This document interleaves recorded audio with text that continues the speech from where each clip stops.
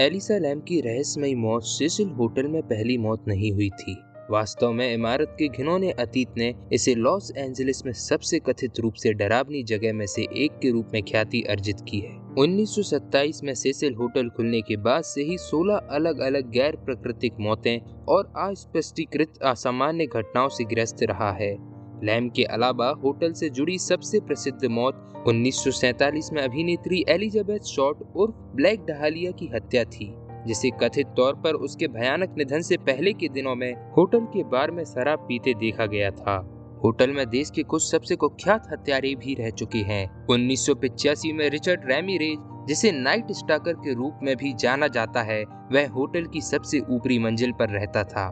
कहानी यह है कि एक मर्डर के बाद रैमिरेज अपने खूनी कपड़े होटल के बाहर फेंक देता है और आधा नग्न वापस आ जाता है। 6 साल बाद एक और मर्डरर होटल में आया, ऑस्ट्रियाई सीरियल किलर जैक एंटरवेगर, जिसे वीना स्टैंगलर निकनेम मिला था। इस तरह से एक भयानक इतिहास के साथ कोई भी सोच सकता है कि सेसिल होटल का जल्द ही बहिष्कार किया जाएगा, लेकिन वास्तव में इमारत को हाल ही में लॉस एंजलिस सिटी काउंसिल द्वारा ऐतिहासिक दर्जा दिया गया था। 1920 के दशक में इस होटल को वापस खुलने के कारण होटल को विशिष्ट स्थान दिया गया था, जिसे संयुक्त राज्य अमेरिका में लॉजिंग इंडस्ट्री की शुरुआत माना जाता है। एलिसा लैम के पेरेंट्स ने अपनी बेटी की मौत का खुलासा होने के कई महीनों बाद सेसिल होटल के खिलाफ मौत का मुकदमा दायर किया। लैम के वकील ने कहा कि होटल का कर्तव्य था कि होटल में उन खतरों का निरीक्षण करें और तलाश करें जो लैम और अन्य होटल मेहमानों के लिए खतरा हो।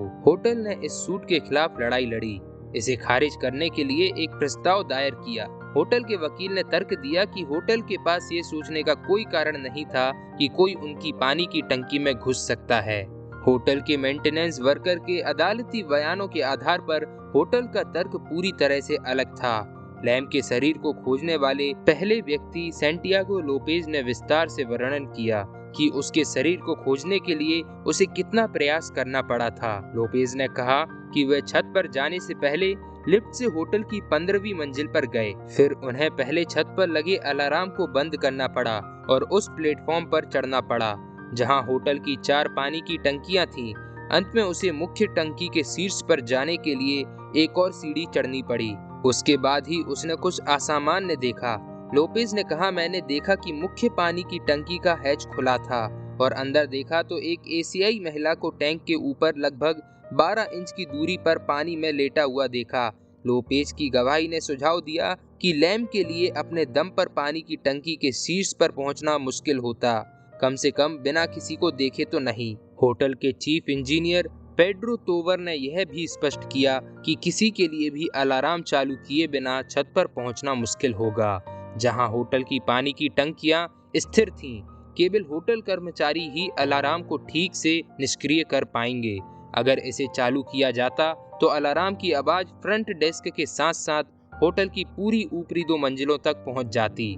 लॉस एंजलिस सुपीरियर कोर्ट के न्यायाधीश हार्वर्ड हाल्म ने फैसला सुनाया कि एलिसा लैम की मृत्यु अप्रत्याशित थी, क्योंकि यह एक ऐसे क्षेत्र में हुआ था जहां मेहमानों को प्रवेश करने की अनुमति नहीं थी, इसलिए मुकदमा खारिज कर दिया गया। दोस्तों, एलिसा लैम की रहस्यमयी मौत ने कई सवालों को जन्म दिया, पर उनके जवाब आज तक किसी को नहीं पता। आखिर ये कैसे हुआ?